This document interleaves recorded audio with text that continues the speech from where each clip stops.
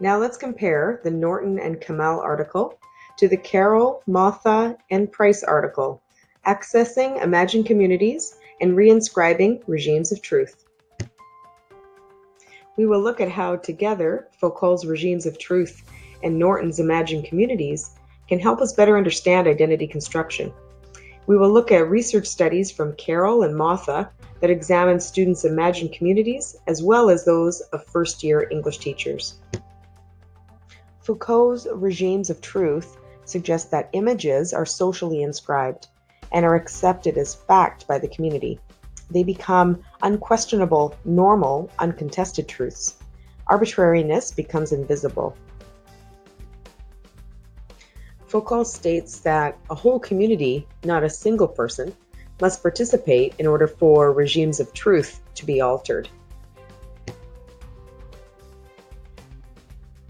Norton states that imagined communities are groups, tangible or not, to which one wants to belong. They can represent one's dreams for the future and can be large and intangible. And investments in these communities can influence one's classroom learning. Visual imagery is a key element. Our orientation toward such imagined communities might have just as much impact on our current identities and learning as direct involvement in communities in our everyday life. Pavlenko and Norton, 2007. Now let's take a look at our first student, Jennifer. Hi, I'm Jennifer from South Korea. I lived in the States for a couple years, but moved back to Korea. Let me tell you about my experience. I was born and grew up just after the Korean War in the early 1950s. When I was a teenager, I loved everything from America. The clothes, the food, houses. And when I read an American magazine or sang a song, I think people envy me because I was considered by my peers as well educated because I spoke English so well. But once, in the 80s, I wore a shirt that said UCLA, and this was at a time that Koreans questioned the roles of the US.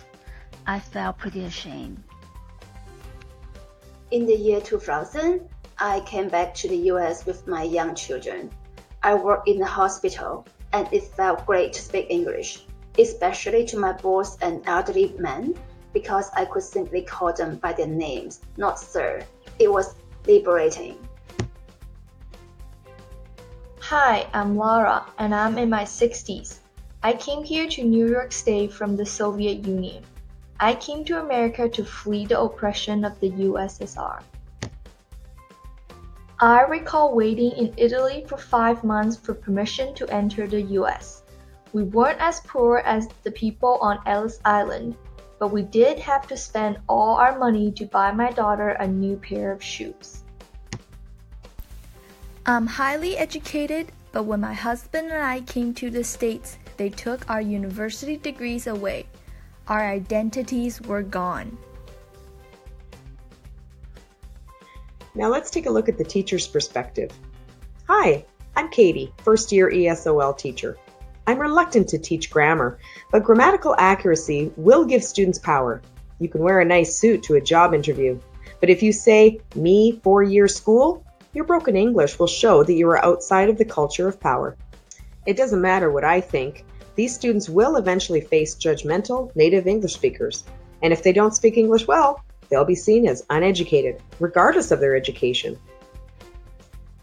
But I don't know all the answers. Actually, my boyfriend Chris told me that if you don't know the answer, just say, well, let me think about that. Sometimes when I'm teaching, other students passing by will flick off our lights saying, "You can't speak English." How rude. The students asked if I could close the blinds so no one would know they were in ESOL class. I agreed to do so. I guess it's shameful for them to be in class. I hope I'm doing the right thing.